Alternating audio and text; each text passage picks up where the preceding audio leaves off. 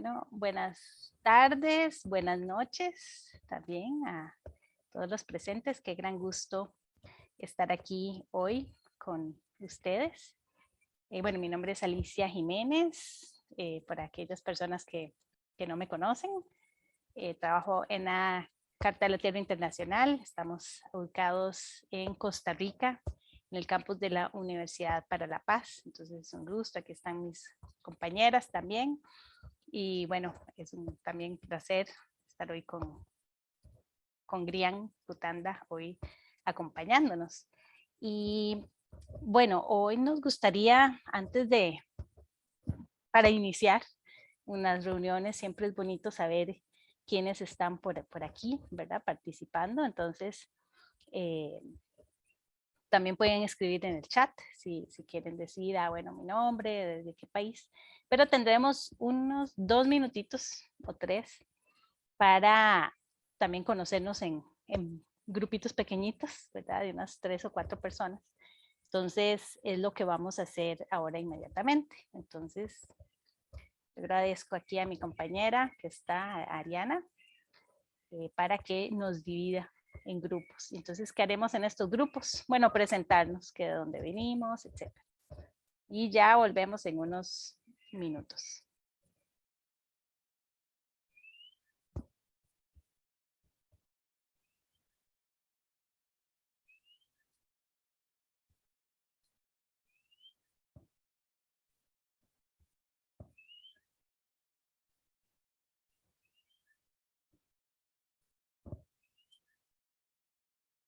Pues, la grabación.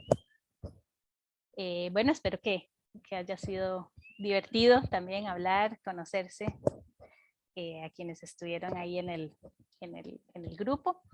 Y bueno, de nuevo la bienvenida a este masterclass de narración de historias como herramienta para el cambio social. Entonces, para comentar un poquito del día de hoy, como saben, vamos a tener unas 2 horas. Creo que somos personas afortunadas por estar entre nosotros y también con Grian hablando sobre y reflexionando sobre este tema, ¿verdad?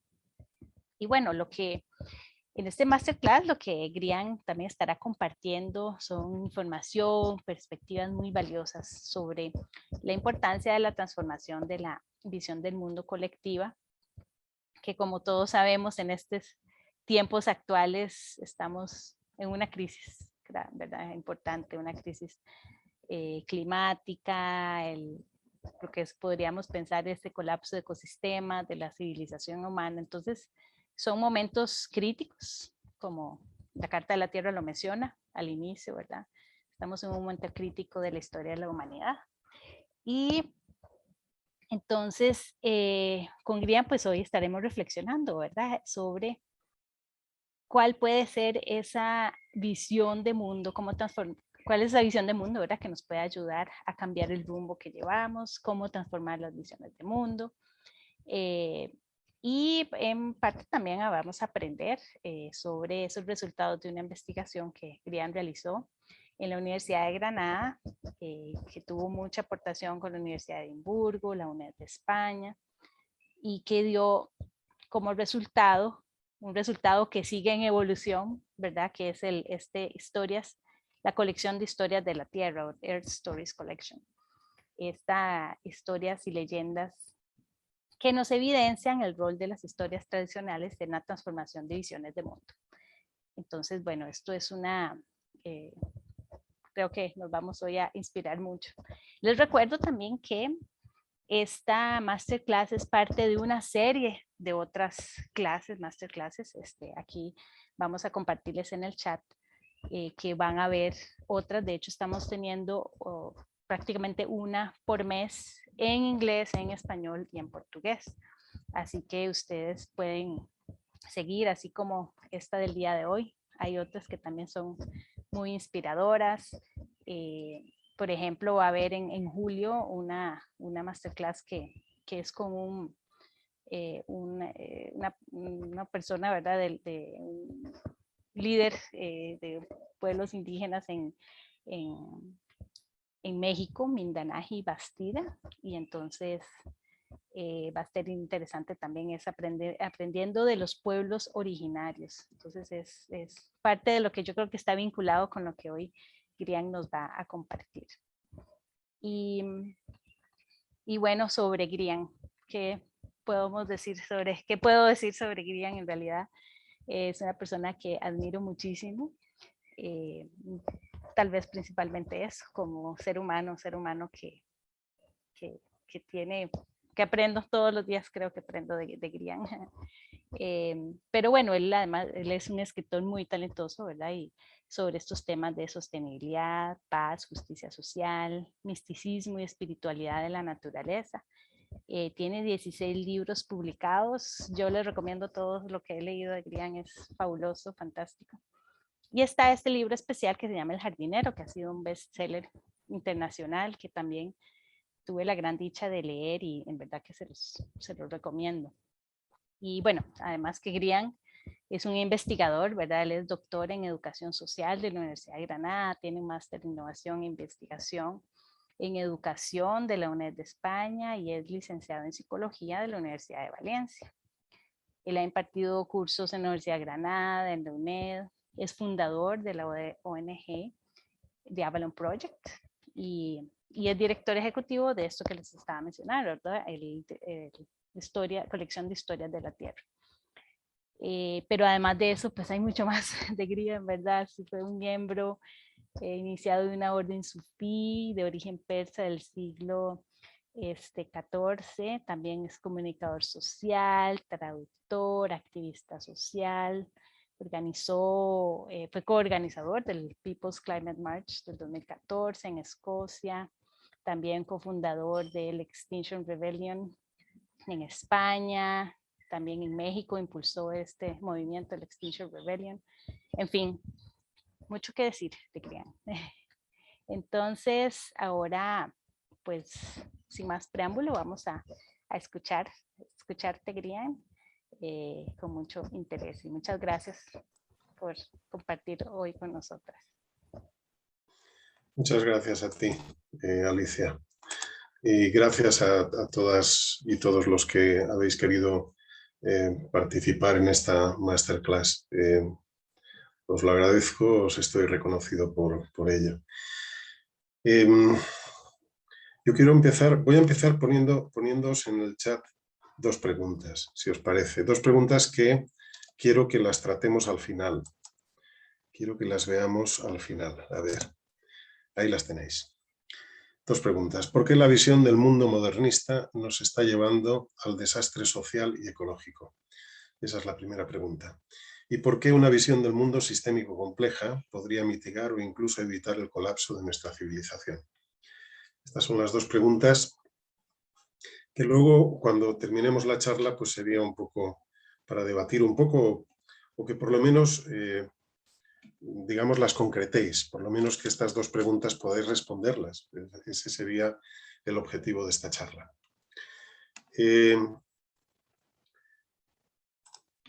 Yo creo que no hace falta dar muchos datos, ¿no? De que estamos en una situación crítica. El otro día estuve dando la ponencia inaugural en un congreso de la Universidad do Minho, en Braga, en Portugal. Y allí, bueno, pues comenté precisamente esto. Digo, es que, ¿qué vamos a contar ya que no sepáis? O por lo menos que no tengáis ya suficiente información. Podríamos contar todavía muchas cosas, pero suficiente información de que vamos camino al desastre. El otro día en Braga, en Portugal, comenté que, bueno, esto bien podríamos llamarlo el fin de los tiempos. Metafóricamente es el fin de los tiempos.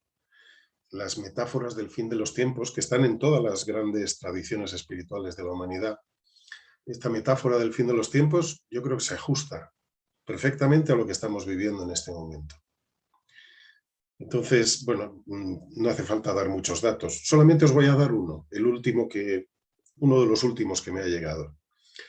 El informe del Panel de Cambio Climático de Naciones Unidas, un informe que salió en el pasado mes de abril, dice que en África, para 2030, es decir, dentro de 8 años, habrán 250 millones de personas sufriendo un alto estrés hídrico, es decir, falta de agua.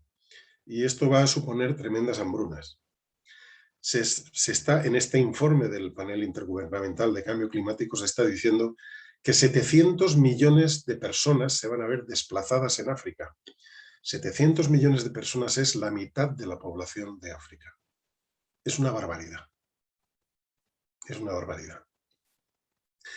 Y sobre todo cuando el cambio climático, que es el que va a provocar todo esto, la gente de África solo es el causante del problema del cambio climático en un 3,8%. Es decir, los países que estamos contribuyendo más al cambio climático no vamos a sufrir tanto el cambio climático.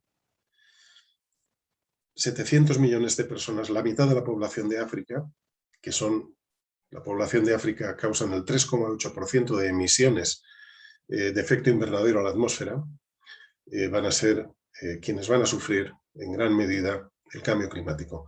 Y mientras tanto, en Europa seguiremos cerrando las puertas a la gente de África y dejando que se ahoguen en el Mediterráneo. Esto es así de bestia, como suena.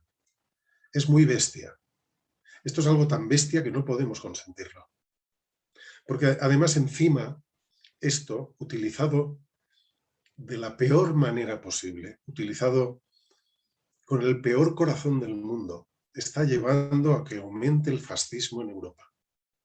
Cada vez tiene más fuerza. Ya sabéis, las últimas elecciones en Francia, Marine Le Pen estuvo muy cerquita de... Bueno, cada vez crece más el fascismo. Y ese fascismo es imperante, por ejemplo, en Hungría, en Polonia, en España está creciendo también, en Italia, bueno, llegaron a estar también ahí en el gobierno. Esto es un desastre. No podemos consentir estas cosas. Bueno, el IPCC al final dice que las emisiones deben tocar techo antes de 2025 y luego caer drásticamente para evitar la catástrofe climática. Tenemos serias dudas de que los gobiernos y los mercados decidan que toque techo antes de 2025 y que luego baje todo. Están buscándose la salida y la supervivencia por su cuenta, sobre todo los grandes superricos. De esto podríamos hablar. Hay un trabajo, un post en internet de un tal Douglas, ahora no recuerdo, es un profesor de la Universidad Estatal de Nueva York. Puedo buscar luego el enlace y os lo puedo pasar, donde simplemente dice que efectivamente están buscándose la salida. Bien, lo que pasa es que todo esto ya lo avisó Donella Meadows en el año 1972. Donella Meadows ha sido una de las grandes expertas en dinámica de sistemas. Ella trabajó desde el Instituto de Tecnología de Massachusetts y en el año 72 hicieron un trabajo para el Club de Roma, ella y sus colaboradores, en el que, bueno, utilizando todos los mejores computadores de la época, desarrollaron unas previsiones de cara al futuro. En el año 72. Esto lo publicaron en un libro que se llamaba Los límites del crecimiento. En este informe decían que entre 2035 y 2050 estaban anticipando un más que posible colapso de nuestra civilización a menos que se tomaran decisiones drásticas para cambiar el rumbo que estábamos llevando. Estas decisiones no se tomaron. 40 años después, es decir, en 2012, se hizo una revisión de este estudio y los datos seguían dando lo mismo, ahora ya con ordenadores mucho más avanzados y con técnicas mucho más avanzadas. Todas las réplicas que se han hecho de esta investigación han dado siempre lo mismo. Vamos hacia un colapso de civilización entre 2035 y 2050. Así que esto es lo que tenemos y tenemos que intentar algo que rápidamente nos proporcione un cambio en nuestra civilización. ¿Qué podemos hacer? Indudablemente tenemos que salir a la calle. Hay que decirlo así de claro. A mí me gusta decir, porque hay gente que dice, no, hay que hacer trabajo interior y desde dentro podemos cambiar las cosas. Y hay quien dice, no, hay que trabajar en la calle y hay que salir a la calle y manifestarse y tal. Bueno, yo diría, no, son las dos cosas. Ese es mi enfoque. Vendría a ser aquello de a Dios rogando y con el mazo dando. es el camino del medio. Tenemos que estar en las calles y tenemos que trabajar también interiormente para cambiar las cosas. Cuando digo trabajo interior, estoy hablando, por supuesto, de trabajo espiritual, pero también estoy hablando de otro trabajo que no es estrictamente espiritual, que es el cambio de las visiones del mundo. Y que esto lo puede hacer todo el mundo, tenga o no tenga creencias espirituales. Cambiar la visión del mundo es algo que podemos hacer todos y todas. Y esto es lo que nos transmiten un buen número de científicos, entre ellos Donella Meadows, la que estaba diciendo antes del informe de los límites del crecimiento. También lo comenta Gregory Bateson, lo comenta Fritjof Capra, alguien bien conocido de Carta de la Tierra, lo comenta Edgar Morin, un filósofo francés, lo comenta Alistair Taylor y Graham Taylor, que hicieron un magnífico estudio, luego comentaremos un poquito. Y también alguien a quien queremos mucho, tanto en Carta de la Tierra como como en nuestra casa, como es Stephen Sterling, profesor de Educación para la Sostenibilidad de la Universidad de Plymouth.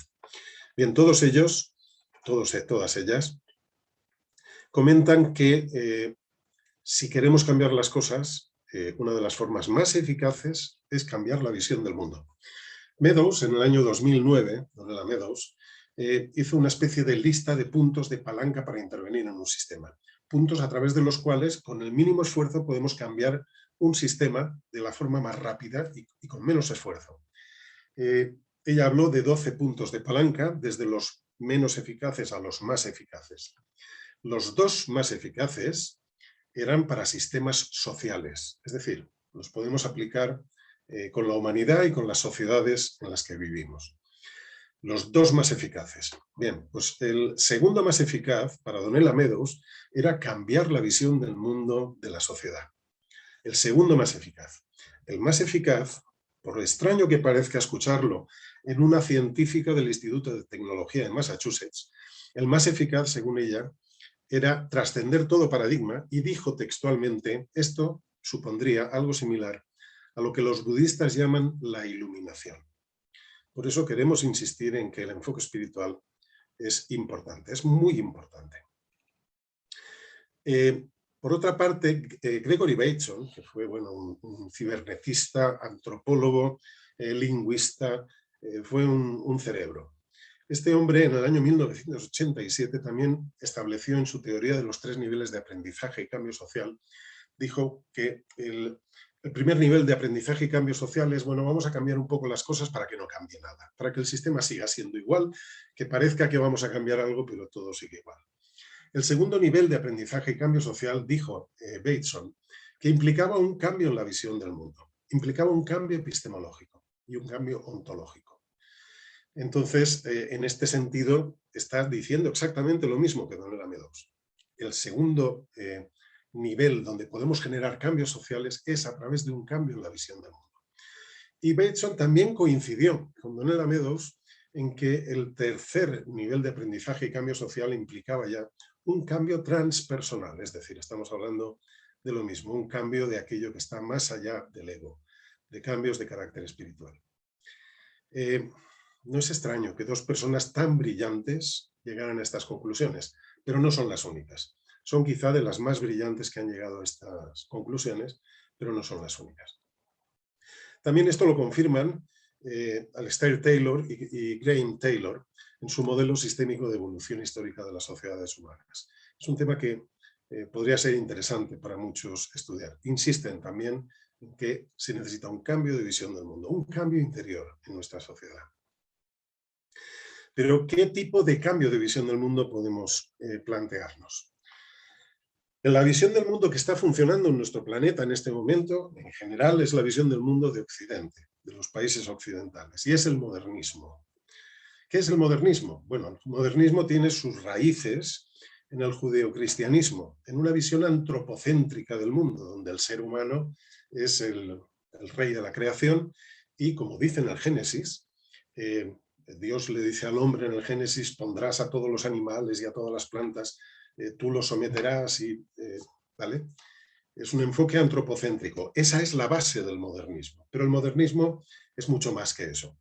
El modernismo también es el paradigma newtoniano cartesiano. Un paradigma que se caracteriza por, aparte del antropocentrismo que llega ya con el judeocristianismo, el antropocentrismo, donde el ser humano es el eje de toda prioridad. Aparte de eso, este modernismo tiene todo el enfoque newtoniano-cartesiano del mecanicismo y del materialismo.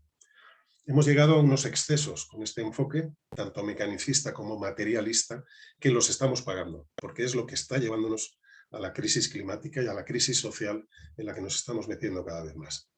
Por otra parte, otra de las características del modernismo es ese racionalismo a ultranza.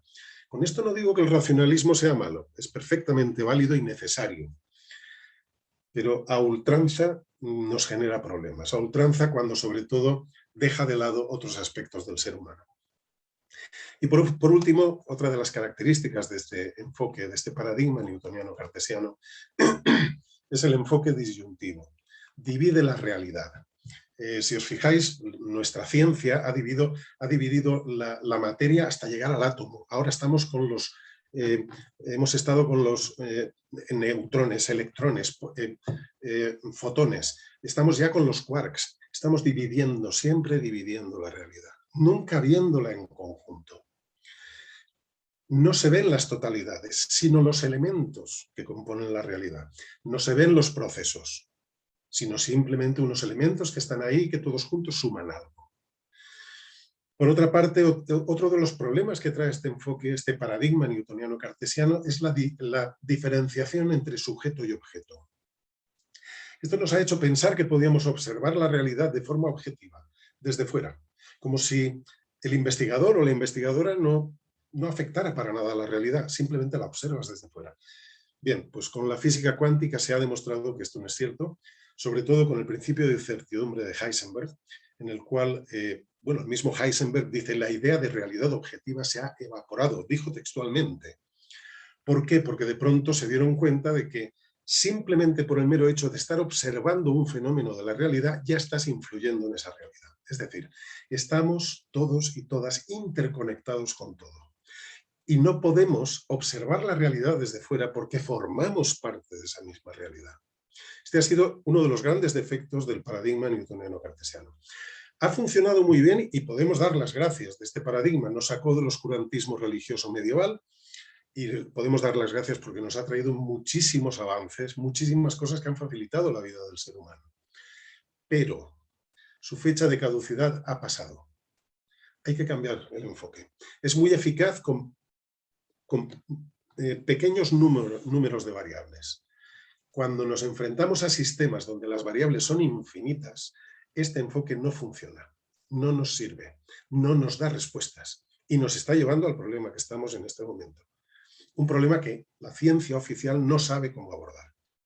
En eso estamos en este momento, con ese problema del cambio climático sobre todo. Bien, en este aspecto, Bruno Latour, un filósofo francés, es muy, bueno, lo dice todo muy claro en este aspecto. Dice que cualquier intento por mantener la vida en la zona crítica del planeta pasa por dejar atrás las epistemologías modernistas. Latour lo tiene muy claro. Dice que la modernidad abrió un abismo entre naturaleza y sociedad. Abrió un verdadero abismo, y es cierto. Y estas son las consecuencias, las que estamos viviendo ahora. Dice también Latour que el marco modernista subyace a instituciones, mecanismos y procesos. Y esto nos está llevando a una degradación medioambiental. Incluso, dice él, el modernismo subyace a los movimientos sociales, inhibiendo su evolución hacia redes capaces de movilizar agentes con el fin de provocar transformaciones en lo que Latour llama el nuevo régimen climático. Yo lo he podido comprobar incluso en Extinction Rebellion, en el propio movimiento social que he estado ayudando a construir desde el año 2018-2019. Incluso en Extinction Rebellion hay mucha gente con pensamiento modernista, sin darse cuenta de que esa visión del mundo es la que nos ha traído al cambio climático. Y ese es un problema, cuando incluso en los movimientos sociales hay tanta gente con una visión del mundo modernista. Es urgente cambiar esa visión del mundo. ¿Hacia qué visión del mundo podemos ir? Bueno, pues más o menos antes ya lo hemos esbozado. La visión del mundo sistémico-compleja. Se basa en las teorías de sistemas, en la teoría de la complejidad, que podríamos decir que Edgar Morin es su máximo exponente, Funcionan sobre los sistemas no lineales, teoría del caos, una serie de descubrimientos científicos que han hecho replantearse la visión del mundo newtoniana cartesiana. ¿Qué características tiene esta visión del mundo sistémico compleja? Bueno, pues siguiendo a Edgar Morin, podríamos decir que es una visión del mundo ecocéntrica, ya no es antropocéntrica. El centro no es el ser humano, es todo el sistema Tierra. Los ecosistemas y la comunidad de vida en su conjunto.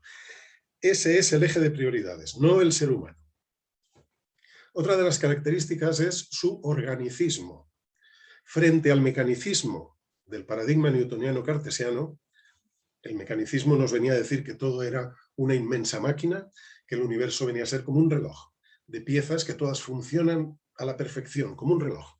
Bueno, aquí el enfoque es diferente. El universo y la Tierra es un todo orgánico.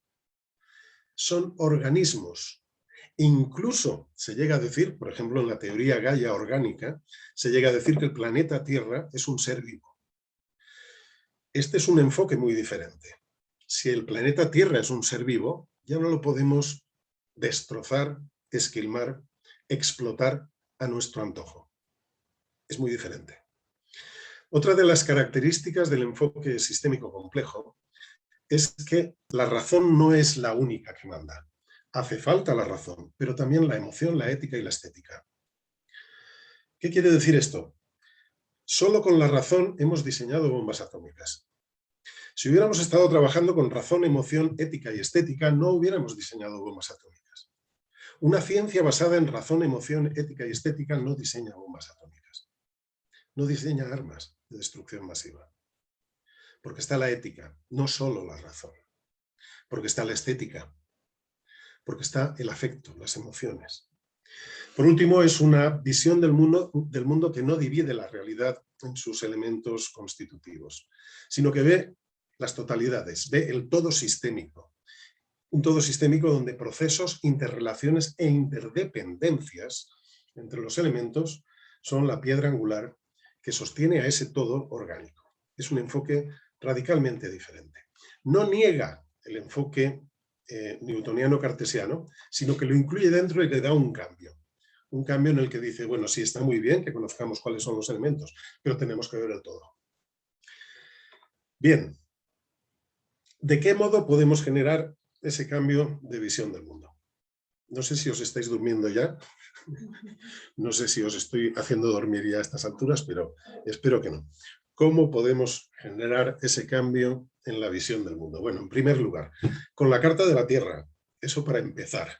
¿Por qué? Porque la Carta de la Tierra es el mejor documento internacional que tenemos hasta la fecha.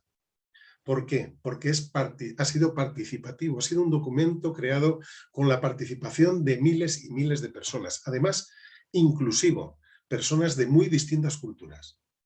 Y la Carta de la Tierra tiene precisamente esa visión del mundo sistémico compleja de la que estaba hablando. Tenemos que difundir la Carta de la Tierra. Punto 1. Punto 2. ¿Cómo podemos transmitir esa visión del mundo? Con relatos tradicionales. La pregunta es muy sencilla.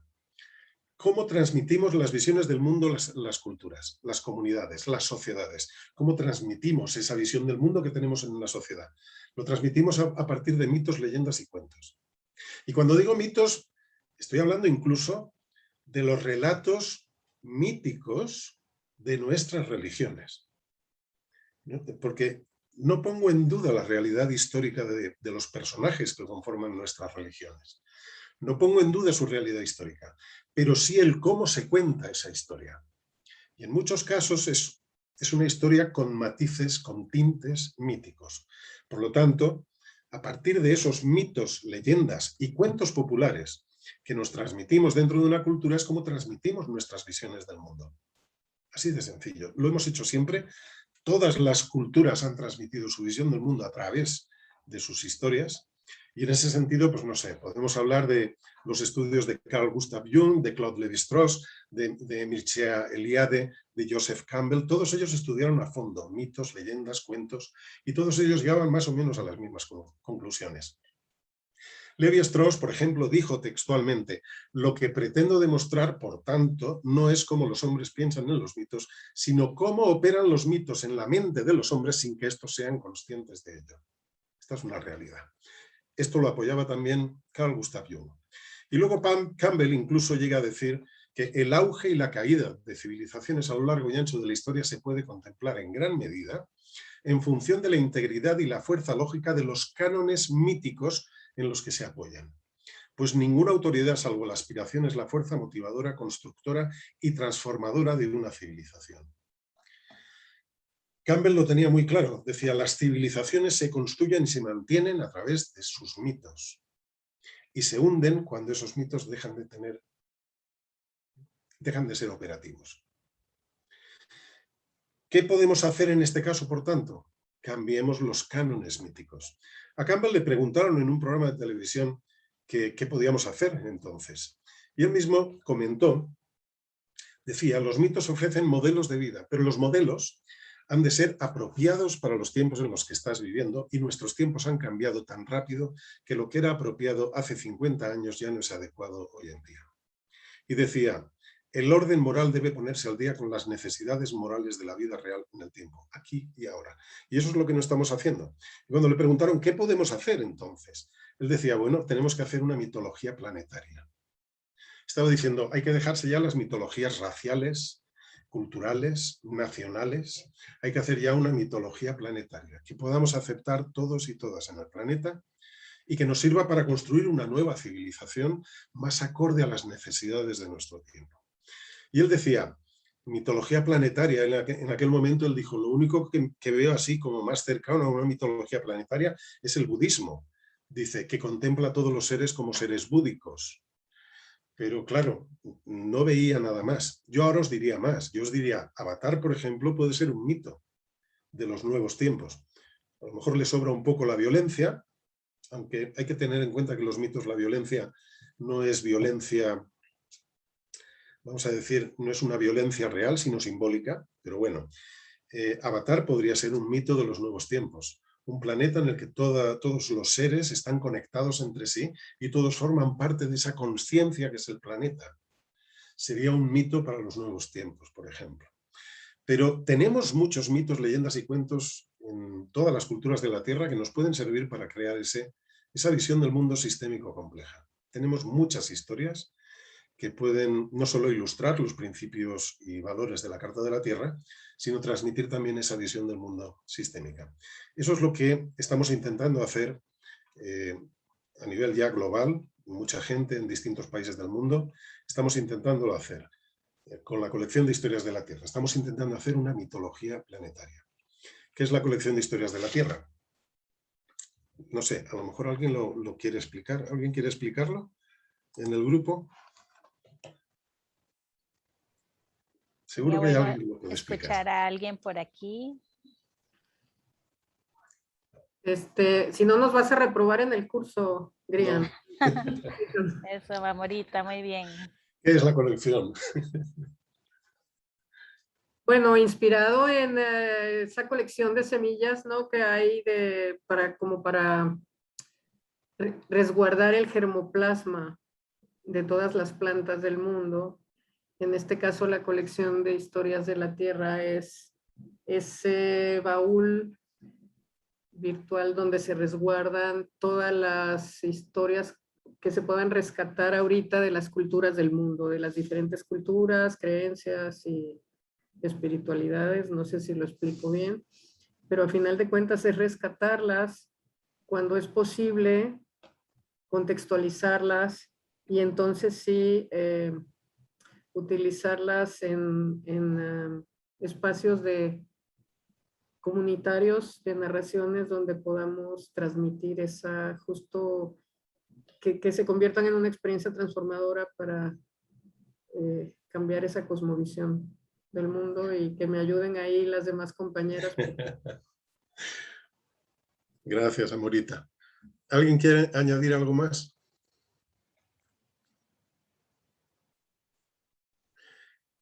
Yo añadiría una cosa más, y es que esas historias son historias seleccionadas.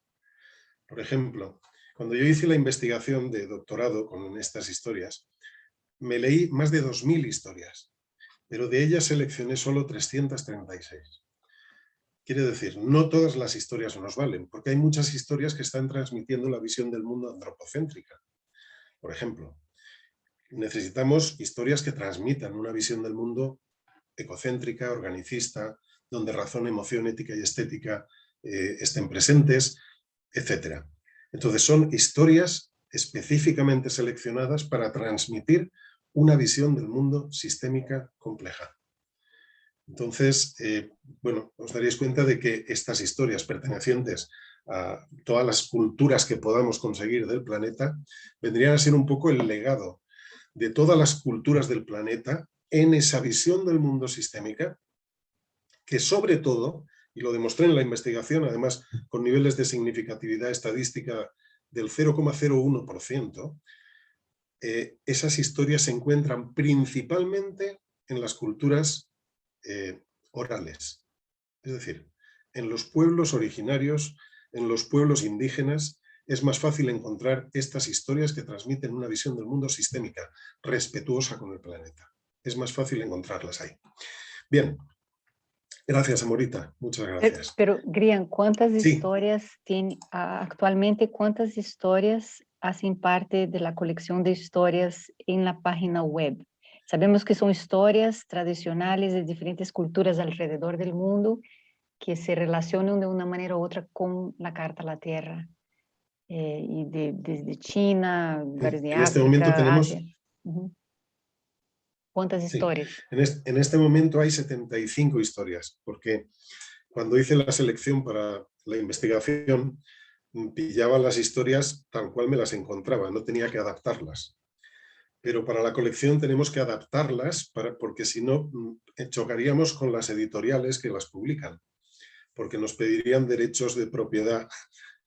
Entonces, tenemos 75 porque estamos yendo poco a poco haciendo adaptaciones libres de derechos, adaptaciones que están bajo licencia Creative Commons, no comercial, y que todo el mundo pueda utilizarlas. Entonces, en este momento tenemos 75. Para el próximo volumen de la colección de historias de la Tierra, creemos que podemos sacar unas 40-45 historias más. Entonces, este año, hacia octubre, esperamos tener ya en la colección, pues eso, 115, 120 historias dentro de la colección. Vamos a ver si lo conseguimos. Es un proceso lento porque además con las culturas, digamos, culturas a las que hemos maltratado los pueblos europeos, no queremos hacer adaptaciones por respeto, ya les hemos hecho bastante daño. Entonces estamos pidiendo permiso, estamos pidiendo que esos mismos pueblos nos ofrezcan sus historias con adaptaciones propias, que de alguna manera no sientan que les estamos robando nada, sino que libremente quieran participar en esta colección que en definitiva es para toda la humanidad. Intenta simplemente ofrecer un regalo para toda la humanidad. Entonces, bueno, lleva tiempo. Y luego, pues, el resto de historias que no son de estas culturas a las que hicimos daño, pues de todas formas hay que buscar las historias, hay que variarlas, hay que hacer adaptaciones que las editoriales no nos puedan acusar de plagio ni nos puedan, aunque ya sabemos, son historias tradicionales que tienen siglos y que las editoriales no son los dueños en realidad. Los dueños de esas historias son los pueblos, son las culturas. Pero bueno, como en nuestro mundo funciona como funciona, tenemos que ir con cuidado y tenemos que ir haciendo adaptaciones que no choquen con los derechos de autor. Entonces, no sé si hay alguna pregunta más y si no, seguimos adelante. Bien, con la colección de historias de la Tierra estamos poniendo en marcha otra cosa, que es Earth Storytellers. Esto es una red global de gente que utiliza estas historias para intentar cambiar la visión del mundo de sus semejantes. En esta red hay storytellers, hay personas que se dedican a contar historias, algunas de ellas profesionales de la narración de historias, hay educadoras y educadores, hay abuelas, abuelos, madres, padres, trabajadores sociales, periodistas, hay todas aquellas personas que digan yo quiero utilizar historias para cambiar la visión del mundo de la gente que tengo alrededor. Bueno, pues si quieres hacer ese trabajo, Earth Storytellers es una red global que estamos construyendo en estos momentos. Empezamos en enero y es una red global en la que pretendemos compartir experiencias, que nos vayamos contando unas a otras, bueno, pues qué es lo que nos ha funcionado mejor, qué historias hemos contado. También se pretende que la gente aporte historias desde esta red, aporten nuevas historias para la colección. En fin, simplemente un sitio donde podemos participar, compartir y donde todo el mundo puede sentirse parte de este proyecto, ¿no? Y bueno, a mí me gustaría terminar. Querían, sí, antes, pues como estábamos en eso, Earth Storytellers, aquí está sí. preguntando, François, sobre si hay un enlace para los Earth Storytellers o cómo podría alguien que esté interesado o interesada en ser un Earth Storyteller poder... Para formar parte. Pues ¿cómo muy formar sencillo. parte? Mira, os voy a poner aquí un correo electrónico, info@ vamos a ver, avalonproject.org. Ahí tenéis un correo electrónico. Escribís a ese correo electrónico pidiendo que queréis formar parte de la red global de Earth Storytellers, y a partir de ese momento os ponemos en la newsletter para participar en esto. Os puedo decir que este mismo mes, la semana que viene, tenemos una reunión del grupo, digamos, hacemos 2 reuniones, una en inglés y una en castellano. La reunión en inglés la estamos haciendo cada 2 meses, lo que pasa es que vamos a intentar tener una comunicación más fluida a través de redes sociales. Las reuniones son cada 2 meses, se hace una en inglés y una en castellano. Pues bien, la semana que viene, el día 10 será la reunión en inglés y el día 12 será la reunión en castellano. Serán a las 7 de la tarde, hora Greenwich, 7 de la tarde, hora en Reino Unido. Entonces, si queréis participar, nos lo decís, nos lo decís en estos días, y el mismo lunes, porque volveremos, estamos en Bulgaria ahora, volvemos a España el domingo por la noche. El lunes veremos los correos que han llegado y os incluiremos, os pasaremos el enlace para que participéis en la red global, quienes queráis participar, ¿vale? Grian, creo que no se copió el correo en el chat. No se copió. Ah, perdón, claro. Es que estaba... Vale, ya. Es que... Sí. Es que no ha salido para todo el mundo. Un momento. Enseguida. Todos. Ahora creo que sí que se va a copiar. Ok, ahora sí. Así, ¿no? Vale. Y los libros de la colección de la historia de la Tierra, que también estaba mencionando, están en inglés y español. Ahorita podemos tal vez compartir los enlaces. A ver. Sí, bueno, tengo que decir, no es de nuestro agrado que los libros estén en Amazon. No es de nuestro agrado. Pero de momento no tenemos más remedio. Hicimos una primera edición, vamos a ver, explico. Intentamos que estos libros se publicaran en editoriales. Primero buscamos una editorial canadiense, New Society Publishers, y posteriormente una editorial británica, Hawthorne Press, que también publican muchas cosas de storytellers, pero no quisieron publicar los libros de la colección, a pesar de que son muy jugosos, porque a estas editoriales les interesan los libros con mitos, leyendas y cuentos, sobre todo si son masivos, pero no quisieron publicarlos porque querían los derechos. Entonces dijimos que no íbamos a ceder los derechos, que los derechos tenían que ser Creative Commons, tenían que estar bajo licencia no comercial, y no quisieron publicar. Entonces, ¿qué hicimos? Hicimos una primera edición, autoedición, nos salió muy caro, pero el problema no fue ese, el problema no es que nos saliera caro. El problema es que de pronto nos llegó un correo desde Himalayas, una biblioteca de Himalayas, pidiéndonos un volumen. Entonces, claro, de pronto dijimos, ¿cómo mandamos un volumen a no sé dónde era? ¿Cómo mandamos un volumen allí? Va a salir más caro mandar el libro que el propio libro. O sea, y entonces al final dijimos, mira, vamos a publicar en Amazon momentáneamente hasta que veamos alguna otra solución posible. Entonces los libros los tenéis en Amazon. The Earth Stories Collection, el volumen 0 y el volumen 1. Volumen 1 se llama Los mitos del futuro. viene a ser algo que intenta ser esperanzador de cara a la situación en la que nos encontramos, pero bueno, simplemente los tenéis en Amazon. En cuanto encontremos soluciones más viables, saldremos de Amazon e intentaremos hacerlo de otra manera. ¿Algo más? Ok. No, yo creo que, bueno, hay una mano levantada de François y luego creo que Una podemos mano levantada, oírlo sí, François. y podemos luego escuchar cierre. Pillamos ahora una pregunta y seguimos porque me gustaría contaros una historia. Tengo una historia nueva que creo que os va a gustar. Es una historia que me pasó un compañero de Carta de la Tierra en Holanda hace poco y es una historia muy bonita y vais a entender lo del pensamiento sistémico enseguida. Adelante, François. Gracias, Grian. Bueno, muy buenas noches con todas y todos. Bueno, me encanta todo lo que estoy escuchando y formo parte de Earth Storytellers desde hace 30 años sin saberlo. Porque, bueno, los que me conocen aquí en esa sala saben que aparte de ser filósofo, soy un narrador de cuentos populares también. Tengo muchos cuentos. Y mi pregunta va sobre ese tema que parece ser una piedra en el zapato de los derechos de autor. Y no entiendo muy bien por qué para no tener ningún tipo de problema con derechos de autor basta contar el cuento. Cuando yo cuento La Caperucita Roja, nadie me puede pedir nunca derechos de autor porque por definición es mi versión.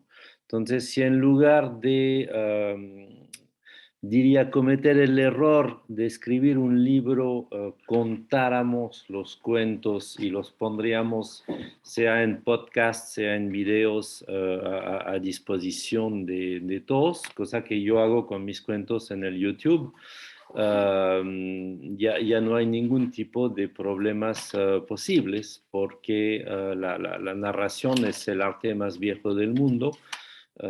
Como tú bien has dicho, y los cuentos pertenecen a todos, ¿no? Entonces, no sé si han considerado en ese Earth Storytellers sencillamente reunir una buena cantidad de narradores de cuentos, y somos miles, para que todos nos damos una lista de cuentos y los grabamos en video, en podcast, y lo publicamos en la misma página de Earth Charter Education, por ejemplo, ¿no? Y ya está. Y entonces todo el mundo los puede bajar, escuchar, utilizar en clases, ¿no? Mis cuentos, siendo de acceso libre, están utilizados en un montón de cursos, de colegios, de escuela primaria, de universidades, de trabajos de fin de ciclo, etcétera, etcétera. Es un gran gozo ver que cuando pones en libertad así en la red una historia, ella vuela y da varias veces la vuelta al planeta, como siempre ha hecho, pero con el método más rápido de hoy, que es electrónico, ¿no? Gracias, François. Tienes toda la razón y de hecho, bueno, Amorita últimamente hizo también la propuesta de empezar a grabarlo todo, de hacerlo todo, todas las historias, empezar a grabarlas. Lo vamos a hacer. Solamente necesitamos hacerlas también por escrito por un motivo. Digamos, la colección de historias de la Tierra la idea se basa en la colección, en la bóveda global de semillas de Svalbard, en Noruega. Ahí están guardándose semillas de todo tipo de alimentos de todo el planeta para, en caso de una crisis global, digamos que haya alimentos que se puedan volver a plantar. La colección de historias de la Tierra lo que busca es, por una parte, digamos, tiene dos objetivos. Un objetivo es intentar evitar el colapso de la civilización. Pero si no llegamos a tiempo, queremos que quede un banco global de historias para la reconstrucción de la civilización. No sabemos si la civilización queda tan mal como para que no haya posibilidades digitales y electrónicas. Supongamos que la situación se pone tan mal que no disponemos de electricidad, que no disponemos de vídeos ni de audios y que lo único que tenemos es libros, papel. Entonces tenemos que hacer adaptaciones de todas las historias por escrito y adaptaciones que no nos puedan buscar problemas las editoriales. Entonces tenemos que hacerlo también por escrito, pero somos conscientes de que lo mejor es la oralidad. Lo tenemos clarísimo. La oralidad es lo mejor porque, en definitiva, las tradiciones orales van cambiando las historias conforme cambian las sociedades, cosa que no ocurre con las tradiciones escritas. Y de ahí los fundamentalismos. Los fundamentalismos que dicen, no, hay que aferrarse a la letra del libro sagrado. Si en la oralidad esto no ocurre, en la oralidad, digamos, las historias van cambiando conforme cambian las sociedades. Entonces, somos partidarios de la oralidad, tenemos que recuperar en buena medida la tradición oral, pero también somos conscientes de que si tuviéramos un colapso de civilización donde ni siquiera pudiéramos contar con electricidad, que estos libros estuvieran distribuidos por todo el mundo sería la mejor solución, para que educadores de todas partes pudieran acceder a ellos y contar las historias. Es el motivo por el que pensamos que hay que hacerlo también por escrito. Gracias, está clarísimo, Grian, sí. clarísimo, y tienes toda la razón. No, retomo brevemente la palabra para decirte que me pongo a entera disposición para colocar mis cuentos dentro de los capítulos de la Earth Charter, de tal modo que podamos pasar de 75 a mucho Genial. más, porque yo tengo un montón de cuentos. Genial, estupendo, magnífico. François, te lo agradecemos mucho. Ponte en contacto, por favor, con este correo, te contestará Marta y nos vamos organizando. Pasarás a formar parte de Earth Storytellers y a participar en las reuniones. Si quieres, si hablas inglés, puedes participar tanto en la de inglés como en la de castellano. Son grupos diferentes, lo que tú puedas y lo que te venga bien. Y a partir de ahí podemos ir trabajando. Desde luego, cuantas más historias podamos reunir e incluir dentro de la colección, tanto mejor. Y luego, ya te digo, estamos ya pensando en los vídeos. Queremos darles a todos un formato similar para que, digamos, puedan difundirse bajo el marchamo de la colección de historias de la Tierra. Gracias. Bien, pues quería terminar. Bueno, sí, no sé, Miriam, si tenías una pregunta relacionada a esto antes de... Sí, es relacionado a eso. Yo solo quiero agregar otro propósito que yo sé que Grian sabe, pero tal vez no lo mencionó. O sea, la colección de historias de la Tierra también tiene el propósito de dar a conocer esas historias tradicionales y hacer un puente de culturas. Por ejemplo, historias de Asia, de China, historias tradicionales de Japón, de África, de Brasil. Y algo muy claro que quedó en un webinar que hicimos el año pasado fue que el Scottish Storytelling Center, cuando escuchó la historia tradicional contada de China, empezó a hacer relaciones indicando que, wow, algo que está, un valor que está en la base del fundamento de esa historia de China, tiene mucho que ver con la historia de otra cultura, digamos. Entonces, yo creo que ese proyecto también tiene ese propósito que es dar a conocer historias de diferentes culturas y que se conectan de una manera u otra con los principios de Carta a la Tierra y que las personas lo puedan usar para conocer diferentes culturas, para hacer puentes, pero también para usar como instrumento de educación. Entonces nosotros, con Alicia, María Vilches y otros, tenemos un diplomado en Educación para el Desarrollo Sostenible con Carta a la Tierra, que cuando damos un curso de Carta a la Tierra, usamos las historias tradicionales que son parte de ese banco de historias de Earth Story Collections como un instrumento para ampliar la visión sobre diferentes partes o principios de Carta a la Tierra. Entonces es como un instrumento de educación, ¿verdad?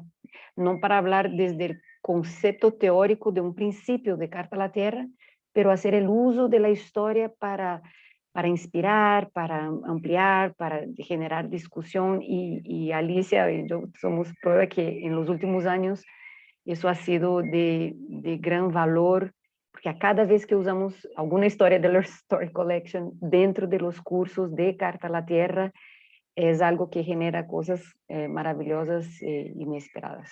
Entonces, solo para agregar en cuanto al propósito del proyecto de Earth Story Collection. Es un regalo que comentes esto, Miriam, es un regalo. La verdad es que uno de los mayores activos de la colección de historias de la Tierra es lo que has comentado tú, el carácter de transmisión multicultural, que la gente se dé cuenta de lo valiosas que son todas las culturas, ¿no? Y de qué historias tan alucinantes se cuentan en las más distintas culturas, ¿no? Creo que solamente las historias de la colección, simplemente contándolas, ya es una manera en que la gente empieza a valorar otras culturas. Por lo tanto, estamos combatiendo el fascismo, que sabemos lo que significa, ¿no? Es una especie de homogeneización de que nuestra cultura es la mejor y todos tienen que acoplarse a nuestra cultura. Entonces, yo creo que es uno de los grandes valores de la colección, la multiculturalidad. Yo creo que es una de las cosas que más, por lo menos a mí, más satisfacción me proporciona. Gracias. Bueno, pues voy a terminar con esto que os decía. Toda esta charla ha sido todo muy racional. Y como estaba diciendo antes, si queremos una visión del mundo distinta, necesitamos razón, emoción, ética y estética. Entonces nos vamos a ir a otro enfoque. Os voy a plantear lo mismo, pero con una historia. Y os lo voy a plantear no solo con una historia, sino con una historia que procede de una cultura, entre las muchas de África, que trabajan con el concepto de Ubuntu. Lo habréis oído seguramente. Ubuntu es una palabra del bantú nguni que, bueno, se traduce normalmente como humanidad. Pero en realidad no es humanidad. En realidad, una traducción más acertada sería yo soy porque nosotros somos. Fijaos cómo de pronto no solo es yo, sino nosotros. Yo soy porque nosotros somos. Mi identidad está en función de mi relación con todos los demás.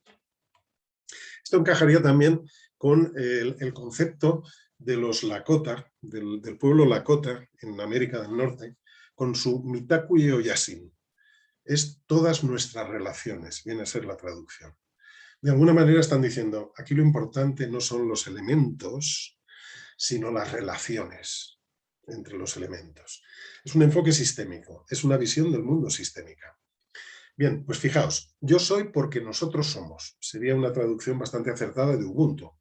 Bien, pues nuestro compañero Dick de Groot, que como digo es un compañero de Carta de la Tierra en Holanda, que bueno, es educador, ha estado muchos años moviéndose entre la India, África, como asesor a la hora de crear programas educativos en muchos de estos países. Él ha estado moviéndose sobre todo por África. Dick comenta al respecto de Ubuntu, dice, el pienso, luego existo de Descartes se transforma en África en yo soy porque nosotros somos. Analizad por un momento lo que significa. Construir una cultura a partir del pienso, luego existo, a construir una cultura a partir del yo soy porque nosotros somos. Pienso, luego existo. Yo, individualmente. Yo pienso, yo existo. Los demás, ni se sabe. En África, yo soy porque nosotros somos. Si no fuéramos nosotros, el yo soy quedaría en el aire. Una cultura basada en el pienso, luego existo, da lugar a una cultura basada en el individualismo. Es la cultura en la que estamos viviendo ahora. Y sobre todo desde los últimos 40 años de neoliberalismo. Es el individualismo a ultranza, rabioso. Es pues como ha ocurrido en España en más de una ocasión, ¿quién me dice a mí, quién me va a decir a mí el gobierno si yo bebo un vaso de vino cuando tengo que conducir luego, tengo que manejar el auto después. ¿Quién me va a decir a mí mi libertad? ¿Quién? Ni el Estado ni nadie me va a decir a mí mi libertad. Es individualismo llevado hasta la locura. Es lo que nos ha traído donde estamos. Ese individualismo llevado hasta la locura, hasta no pensar en los demás para nada, es lo que nos ha traído hasta aquí. Sin embargo, el enfoque de Ubuntu, yo soy porque nosotros somos, genera una sociedad donde, sí, yo soy, pero soy en función de que formo parte de una comunidad.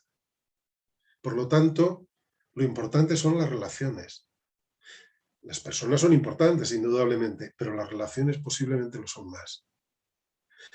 Bien, desde ese enfoque, desde Ubuntu, un enfoque que Ubuntu vendría a ser lo que nos hace auténticamente seres humanos, esa afirmación de la propia humanidad a través del reconocimiento del otro en su singularidad y diferencia, ese sentirse humano en la medida en que formas parte de un mundo relacional, comunitario, y no solo humano, sino también con otros seres, con los árboles, con la comunidad de vida, como dice la Carta de la Tierra, ese enfoque lo podemos ver en esta historia que os voy a contar a continuación. A ver si os gusta. A ver, un momentito. La tenemos aquí. Bien, es una historia del pueblo Tswana. Se mueven en la zona de Sudáfrica, Botsuana. El pueblo Tswana se llama, la historia, Dick le puso el nombre de El hombre que robó maíz. Y la historia dice lo siguiente. Os la voy a leer porque en principio todavía no soy storyteller. Soy storyteller por escrito, pero todavía no soy storyteller oral, aunque tengo la intención de serlo. Bien, la historia dice lo siguiente. Un día, un aldeano fue a ver al más anciano de la tribu para contarle que alguien le había robado maíz, un poco cada vez, pero que llevaba haciéndolo cierto tiempo.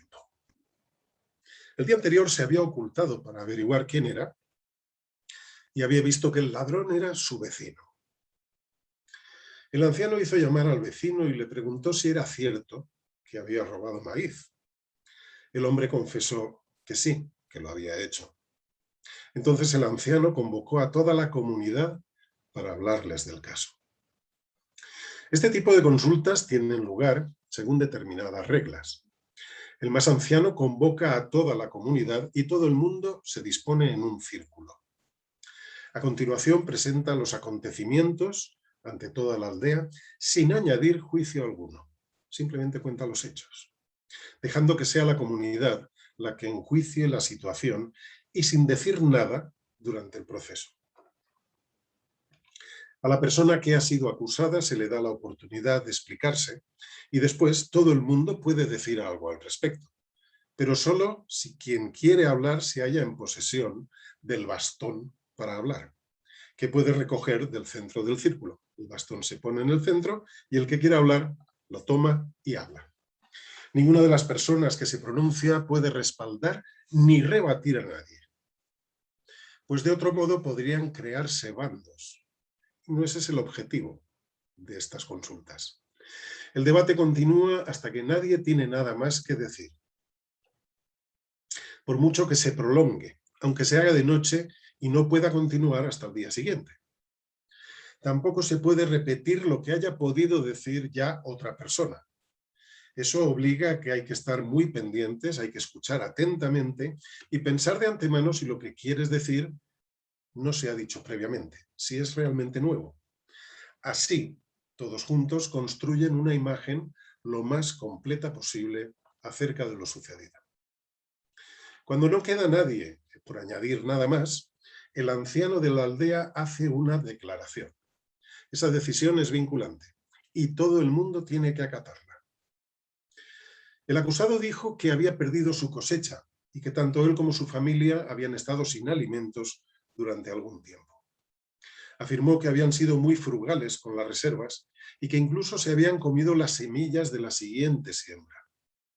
Finalmente, por mera necesidad, habían robado algo de maíz de su vecino, cuando constató que a este aún le quedaba bastante suministro. Finalmente, afirmó estar avergonzado de que la necesidad le hubiera llevado hasta tal punto. Una vez finalizada la consulta, el anciano de la aldea se retiró por unos momentos a pensar y, cuando volvió al círculo, dijo lo siguiente al acusado: que hayas robado maíz es una ofensa que no se puede tolerar. Es algo muy grave, pero aún es más grave que no nos hayas pedido ayuda, estando tú y tu familia necesitados. Somos una comunidad. Nos ayudamos unos a otros. Y te advierto que si te vuelves a ver en una situación en la que os falta comida o cualquier otra cosa y no nos pides ayuda, te expulsaremos de la comunidad, pues entenderemos que no nos necesitas. Todo el mundo se quedó impresionado con la declaración del anciano y por su sabiduría, pero el anciano aún no había terminado. Lo que más me molesta, dijo el anciano, es que nosotros, en tanto que comunidad, no hayamos visto que esta familia estaba pasando hambre. Somos muchos y nos corresponde a todos y cada uno en la aldea proveer por el bienestar de los demás. ¿Cómo es posible que no lo viéramos? ¿O acaso alguno de nosotros lo vio pero guardó silencio? ¿O esperamos demasiado para preguntar a esta familia si estaban bien? En nuestra lengua nos saludamos unos a otros diciéndonos te veo, a lo que el otro responde aquí estoy. Ver y ser vistos tiene una grandísima importancia. Y lo triste es que no hemos visto a este hombre y a su familia. Por tanto, condeno a la comunidad a dar de comer a esta familia hasta que sean capaces de alimentarse con su propia cosecha. Bien, pues esta es la historia. Esta es la historia que os quería contar. Para mí es una historia preciosa realmente, porque es pensamiento sistémico aplicado y además bien evidente. O sea, es la gran diferencia. Fijaos, desde el individualismo en el que estamos viviendo, te están diciendo que si uno es pobre es porque se lo ha buscado él. Te están diciendo que si uno es rico es porque por sus propios méritos y que los pobres son pobres porque no trabajan o porque no se esfuerzan lo suficiente. Se está hablando siempre desde el individualismo, nunca desde la comunidad, nunca desde las interrelaciones entre todas las personas que conforman la comunidad. Sin embargo, esta historia del pueblo Tsuana es una lección a la mente occidental, pero una lección además, magistral. Es una lección magistral, diciendo, vamos a ver, vale, esta persona ha podido cometer un error, pero vamos a analizar a ver qué ha pasado. ¿Por qué ha ocurrido esto? ¿Qué hemos hecho los demás para que estas personas se hayan encontrado en esta situación? Se está tratando de las relaciones, de los procesos, de las interdependencias, de las interconexiones. No se queda en los individuos, como hace el individualismo neoliberal. No se queda en los individuos.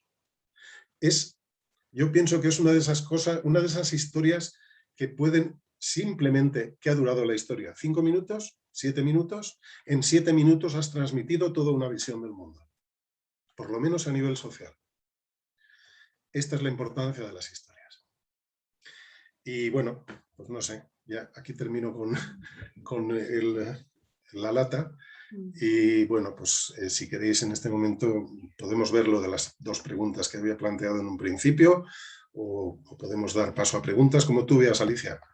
Sí, podemos. Bueno, muchas gracias por la historia. A mí es que me encanta, entonces cuando oigo una historia creo que me fui. Andaba yo en esos pueblos y ya regresé al Zoom. Entonces, creo que estaría bien, podemos, esas preguntas que nos propusiste están muy interesantes para tal vez ahora podemos irnos otra vez a unos grupitos, reflexionarlas.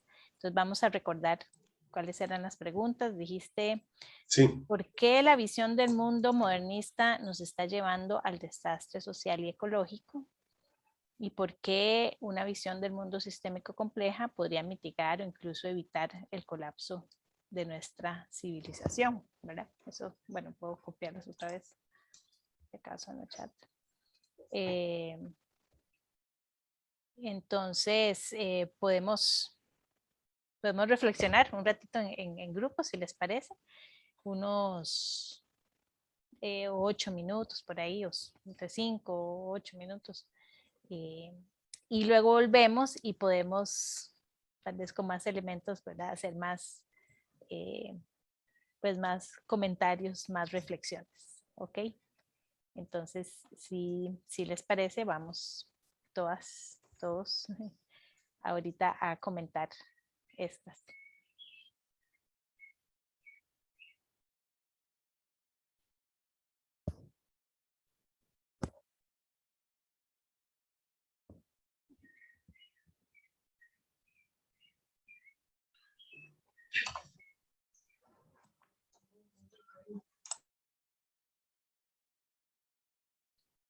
Se quedó aquí.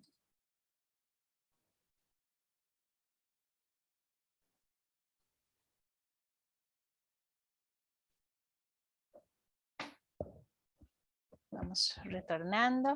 Espero que hayan disfrutado las conversaciones. Está Guabelí diciendo que sí. Hola, Guabelí.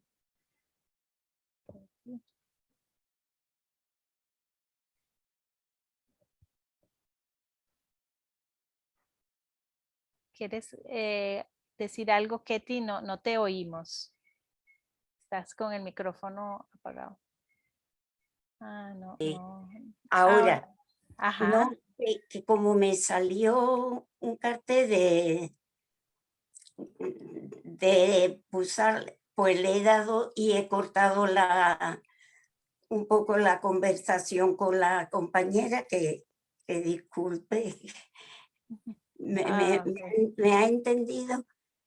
Sí, claro, sí, que saliste, pero no importa, ya estamos aquí de regreso. Entonces, más bien ahora, pues, tal vez una o dos o tres personas que quieran compartir de los grupos. Yo sé que, bueno, hubo un grupo, ahí estaba Amorita, Colín, Giovanni, María Vilches, Nicola. No sé, alguien de ese grupo que quisiera comentar, tal vez alguna perspectiva, alguna idea que tuvieron sobre una reflexión sobre esas preguntas. Se nos ha ido la relatora, creo que es, tal vez las... Ah, no, acá está María. Adelante, relatora. María. María, aquí está María. Si abres tu micrófono, María. Sí, fue muy rica la discusión que tuvimos en el pequeño grupo. Hablábamos de una reflexión sobre los inicios de nosotros como humanidad y cómo inicialmente pues se tenía ese concepto sistémico, se trabajaba de forma comunitaria y cómo el individualismo que fue desarrollándose posteriormente, ¿verdad? Y que lo vemos bien evidentemente luego de la modernidad, fue modificando nuestras visiones de mundo para llevarnos al estado en que estamos. Hubo un aspecto que yo creo que se reiteró al final y que tal vez me gustaría compartirles, y es la importancia de mantener la esperanza. Todos los que estábamos en el cuarto pensamos que es fundamental amarrarse a la esperanza para poder ayudarnos a transformarnos en este proceso, porque es un proceso de transformación personal y a la misma vez comunitario o social, transformar nuestra sociedad. Yo creo que si los compañeros quieren añadir algo más a lo que dije. Yo agregaría lo de la riqueza de cómo las narraciones nos aglomeran o reúnen a una comunidad, pequeña o grande. Y sí, pues cuando la escuchas en comunidad, adquiere otro sentido, quizá más profundo, ¿verdad? Pero está interesante eso que estás diciendo, que no es lo mismo, digamos, si escucho yo o leo yo una historia en lo personal, pero cuando lo hacemos en comunidad puede generar más significado. Muy, muy bueno. Ok, puede generar ese cambio social que estamos buscando, claro. Ok, bueno, había otro grupo, ahí estaban también, bueno, Amanda, Celia, Encarna, Cita, no sé si alguna de ustedes quisiera decir algo, si les gusta, algo de lo que mencionaron, de lo que reflexionaron. Cita abrió. Ajá. Ocelia, ¿quieres contar? Ocelia. ¿No? No sé. Sí, nosotros hablamos al primero de las comunidades y de compartir cosas y ayudarse. Y hablamos de los problemas cuando es una comunidad grande, porque siempre hay gente que toman todo y que no sienten la responsabilidad de los otros. Y por eso también pensábamos de la narración última, que es que no hay que compartir todo, pero de sentirse responsable de otras personas y de la naturaleza. Y también hablamos de la educación, que cuando la educación educa más los temas de las comunidades, las sociedades pueden cambiar, pero no tenemos tanto tiempo para cambiar. Y porque como ya estaba dicho que estamos en una época del fin del mundo y por eso no se puede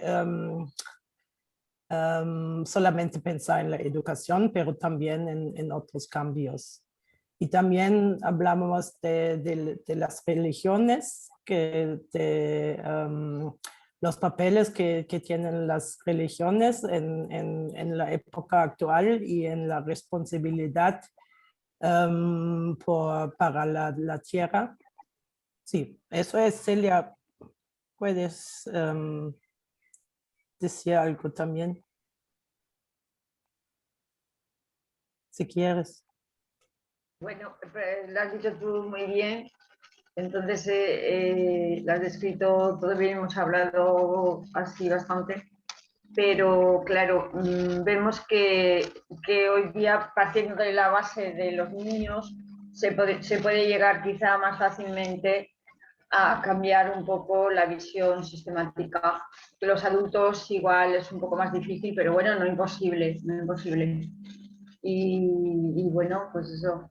Esperamos que también en las comunidades, decíamos que en las grandes ciudades es difícil hoy día, pero en los barrios, que son como pequeñas comunidades dentro de una gran ciudad, pues podría llevarse a cabo si, bueno, si se cuenta con personas que hagan esos cuentos, hagan esas historias y que hagan una animación con los niños y bueno, que todo es posible poco a poco. Ok, bueno, muchas gracias. Había otro grupo con Carlos Muñiz y François, ¿vale? Montserrat, que creo que está con un poco de problemas de internet, entonces no sé si Carlos o François quisieran mencionar algo de lo que conversaron, algo que quieran añadir, si no. Bueno, saludos para dejar a François que comente también. La compañera, voy a empezar con Monserrat porque ella escribió, ¿verdad? No pudo participar, pero contestó un poco, ¿verdad? El asunto lo leo directamente, se remontan los cuentos antes de la Edad Media en el libro. Cuenta cómo el nacimiento del capitalismo coincide con la persecución de mujeres, brujas y también la privatización de bienes comunes. Y en otra nos comentó el asunto de las repercusiones negativas del sistema extractivista causado a las regiones, ¿verdad? Cómo ese asunto nos separaba de la naturaleza y que hoy día vemos efectos en eso, así que lo aportó ahí a través de la escritura. Mi parte comento nada más, entre muchas cosas que nos despertó el cuento que nos compartió Adrián, me recordó mucho la toma de decisiones por consenso. Básicamente delimitó los pasos de esos procesos como un recurso que se ha reconocido, que ha sido clave para que ciertas comunidades puedan prosperar de una manera más prolongada, porque una pregunta que me lanza, ¿verdad? Yo creo que esto es algo importante en esto de las historias, y es que abre muchas preguntas. Quizás no tenemos mucho tiempo para preguntar ni hay que hacer ciertas acciones más rápido, pero una de ellas me recuerda el cuento del Principito, con el rey este que decía que era bueno, y como él era bueno, él podía decidir por los demás. ¿cómo nos reta esto quizá y nos tenta a decir, bueno, quizá hay que tomar una decisión y no consultar a nadie porque esto es emergente, que quizás sí lo es, pero no caemos de nuevo en la trampa, ¿verdad?, de lo que estamos viviendo, que hemos estado arrastrándonos por decisiones piramidales de otros grupos y otras personas, ¿no? Pero yo creo que esa es la riqueza de lo que tiene Crián y lo que compartió Francois también, así que gracias. Agregando a lo que dice Carlos, una cosa muy interesante en el cuento de Grimm, que es efectivamente totalmente moriniano, es que el viejo sabio al final resondra al individuo por no haber confiado en la comunidad y resondra a la comunidad por no haber visto y cuidado al individuo, ¿no? Entonces hay una doble perspectiva que es típica del pensamiento complejo, ¿no? Que no es un pensamiento holista en contra de la disyunción, sino holista y de disyunción, ¿no? Reemplazar el o por el y. Dentro de nuestras problemáticas actuales, el problema es que entre la gente que creó los cuentos populares, que todos eran cazadores, cosechadores y campesinos, entonces que por definición producían lo que consumían y consumían lo que producían, lo que les obligaba a una visión sistémica, porque tú no puedes cazar en el bosque sin conocer el bosque, tú no puedes cosechar algo en la tierra sin conocer la totalidad de la naturaleza, fases de la luna, etcétera, etcétera, ¿no? Mientras que cada uno de nosotros y nosotras en este momento somos hijos e hijas de la división social del trabajo, ¿no? Ninguno de nosotros consume lo que produce, ni ninguno de nosotros produce lo que consume, ¿no? Entonces, por definición, no es que el individualismo sea una mentalidad, es una organización de la sociedad que básicamente nos ha permitido llegar, no nos olvidemos, a el estado de, entre comillas, bienestar que hoy nos permite en esta sala internet tener una vida mucho más fácil que la del rey Luis XIV en el siglo XVII en Francia, que tenía una casa más grande que la nuestra, ¿no? El Palacio de Versalles, pero una vida muchísimo más difícil que la nuestra. No tenía ni un solo médico capaz de curarle su enfermedad, que lo hacía torcer de dolor cada día, ni tenía ni un paracetamol, ¿no? Entonces, es una disyuntiva y es dentro de esa disyuntiva que debemos de construir esa mitología planetaria, pero siendo realistas sobre el hecho de que uno, no vivimos como vivieron los que crearon los cuentos, y dos, esas personas que crearon los cuentos saben cosas que ya no sabemos y que deberíamos saber, y por eso hay que escuchar sus relatos, ¿no? Y es lo que me abogo a hacer a través de mis espectáculos en teatros y todo. Y la gente está tocada.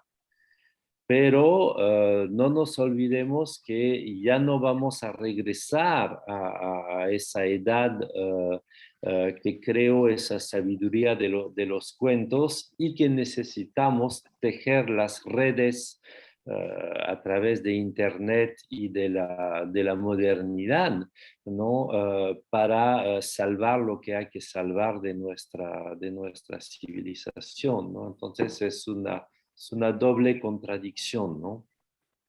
Qué interesante, François, todo lo que nos dices. Tal vez, Grian, si puedes recordar de estos comentarios para nada más, para retomar después, solo para terminar con algunos de los grupos, para ver si hay alguien más que tiene otros comentarios y tal vez puedes luego poder reaccionar también a lo que se ha comentado.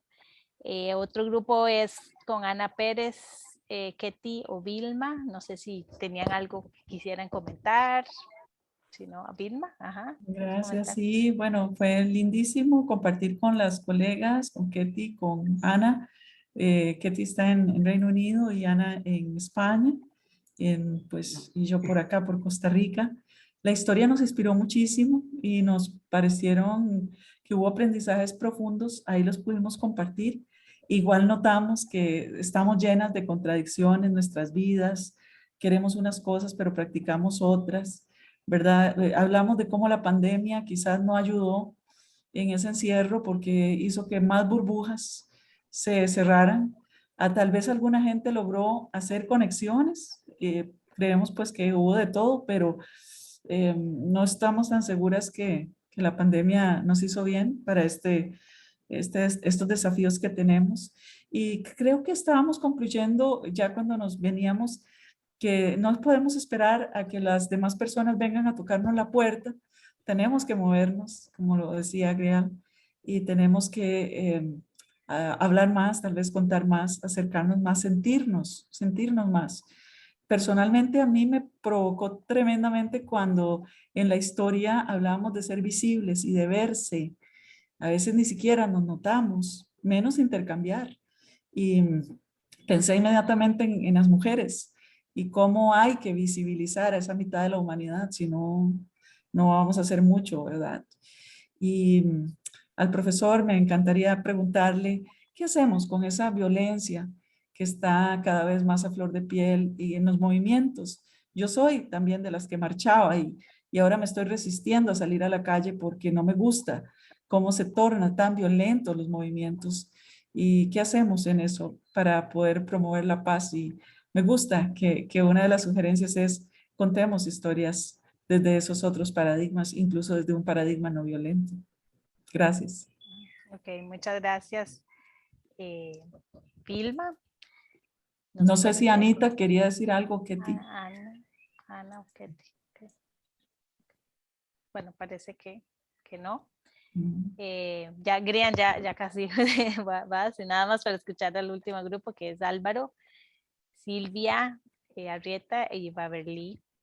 No sé si Álvaro, Waverly, Silvia quieren decir. Álvaro abrió su micrófono, ¿verdad? Bueno, no, primero saludarlas a todas y a todos y agradecerles pues por ese compartir.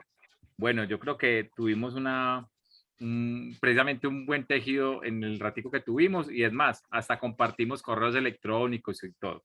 Lo que quiere decir que sigue el diálogo y el tejer juntas y juntos. Bueno, yo creo que frente a la primera pregunta, no, yo le daría la palabra a Waverly. Si quiere decir algo, primero. Álvaro, mi español es muy malo, pero prefiero que habla ustedes.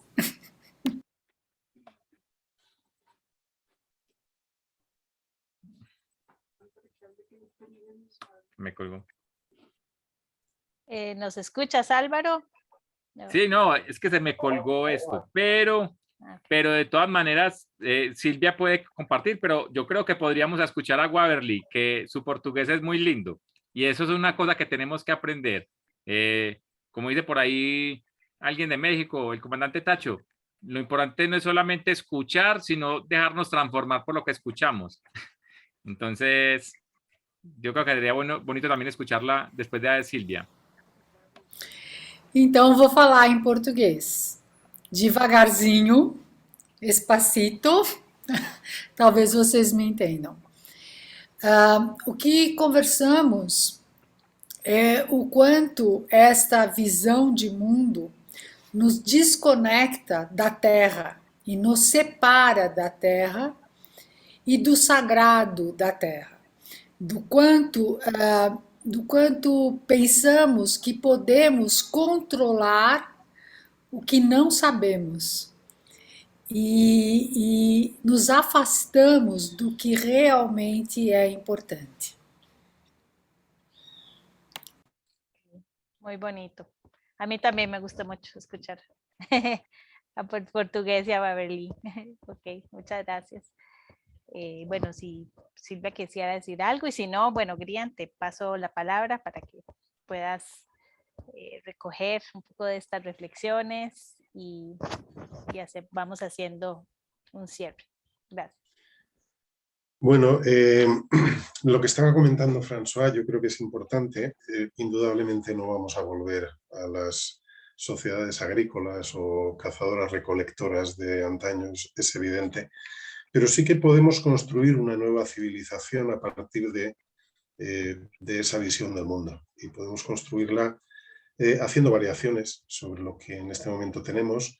Es cierto, además lo dice Morin, que es el individuo y el colectivo, que es el elemento y el todo, indudablemente es así como lo plantea Morin, pero en este momento el problema que tenemos es precisamente de un exceso de modernismo. Entonces tenemos que compensar de alguna manera estas dos cosas. Como he señalado antes también, indudablemente fue una bendición el modernismo.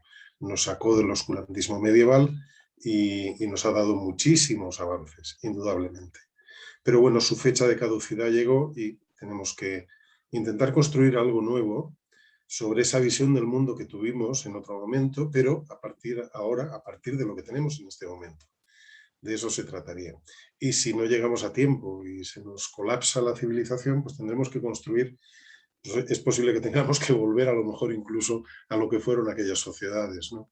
No lo sé. Vamos a ver a dónde nos llevan las cosas. En principio, yo creo que lo importante es transmitir la visión del mundo sistémico compleja, el organicismo, el ecocentrismo, esa razón, emoción, ética y estética, esa visión no disyuntiva de la realidad. Creo que es importante que la transmitamos. Ha comentado también Vilma acerca de la no violencia. Bueno, hay algunas historias, os puedo contar. Hay una historia en la colección de historias de la Tierra que ilustra el principio 16 de la Carta de la Tierra, que se llama El Storyteller y el Samurái, el narrador de historias y el samurái. Es una historia del budismo zen de Japón. Se transmite precisamente además en el entorno del budismo zen. Y bueno, puedes simplemente, aunque sea para llevarnos a algunas reflexiones, ¿no? Hay otra historia también ilustrando esto de la no violencia, ilustrando la no violencia no solo ya con otros seres humanos, sino también con los animales, que es una historia del budismo tibetano. La tenéis también en la colección de historias de la Tierra, que se llama El joven que no quería matar, y que también es pues, muy, muy ilustrativa en este aspecto. No sé, el tema de la no violencia, Vilma, sé cuál es. En este momento sé que incluso yo diría que no está de moda. Con el tema de la guerra de Ucrania parece que se nos está pidiendo que renunciemos a la no violencia. Parece que se nos está pidiendo que tomemos partido. Indudablemente no es una cuestión de tomar partido, ¿no? Yo creo que es una cuestión de reconocer injusticias, unas más visibles, otras menos visibles, pero creo que han habido y están habiendo injusticias muy grandes, pero en última instancia quienes lo pagan todo es la sociedad civil. Entonces, quienes están pagando la actual guerra son las madres, las esposas de los soldados que están muriendo, son la sociedad civil que está muriendo bajo las bombas. Entonces, en ese aspecto, yo insisto en que tenemos que mantener una actitud no violenta, perdón, y tenemos que reafirmarnos en la no violencia. No podemos quedarnos calladas en este momento. Y bueno, no sé, de todo lo que habéis dicho, ¿qué añadiría? Pues no sé. Antes comentaba Miriam, que bueno, que quizá es una manera de ilustrar en gran medida qué es la colección y cómo funciona, ¿no? Entonces, por ejemplo, contaros, hay una historia que se llama La Red de Indra, que procede del budismo indio y que es magnífica para contar el tema de las interrelaciones e interconexiones, que es el principio mismo, las interdependencias, es el principio mismo de la Carta de la Tierra en el preámbulo. También hay otra historia que a mí me llega mucho porque normalmente no se habla de las generaciones futuras. Siempre estamos hablando de los problemas que tenemos ahora o en un futuro, pero no pensamos en las generaciones futuras humanas y del resto de la comunidad de vida. Entonces, bueno, hay una historia que es El anciano sabio. Es un relato que se cuenta, es alucinante porque se cuenta en Myanmar, en Extremo Oriente, pero se cuenta también en el judaísmo y se cuenta también en el sufismo turco. Es decir, es una historia que es ya de por sí es multicultural. El anciano sabio, os la recomiendo. Y esta refleja muy bien el principio número 4 de la Carta de la Tierra. El principio en el que se dice, bueno, pensemos en las generaciones futuras, no nos quedemos solo en la mirada cortoplacista, ¿no? No sé, otra historia que a lo mejor puede ser muy ilustrativa y que además es curioso, bueno, una historia que se llama El pueblo que abrazaba los árboles. Esta es una historia del pueblo Bishnoi en la India, y es una historia que me hace mucha gracia porque además tiene ya su propia historia, por lo menos en el círculo de personas que estamos con lo de la colección de historias de la Tierra. Es un relato que ilustra el principio 7 de la Carta de la Tierra, de adoptar patrones de producción y consumo que sean sostenibles y tal. Bueno, esta historia la utilizamos en otro sentido en la primera acción no violenta que hicimos en Extinction Rebellion en España, cuando bloqueamos la sede central de la petrolera Repsol en Madrid. Bueno, teníamos enfrente a la policía, estábamos ahí una serie de gente encadenados, enganchados, para que no nos movieran del bloqueo que habíamos puesto. Y de pronto llegó una compañera y contó esta historia, el pueblo que abrazaba los árboles. Y es una historia que de alguna manera yo creo que hizo reflexionar mucho a los policías antidisturbios que teníamos delante, porque cuando acabó la cosa estuvimos hablando con ellos y ellos mismos de alguna manera se habían sentido identificados con, vamos a decir, los malos de la historia, ¿no?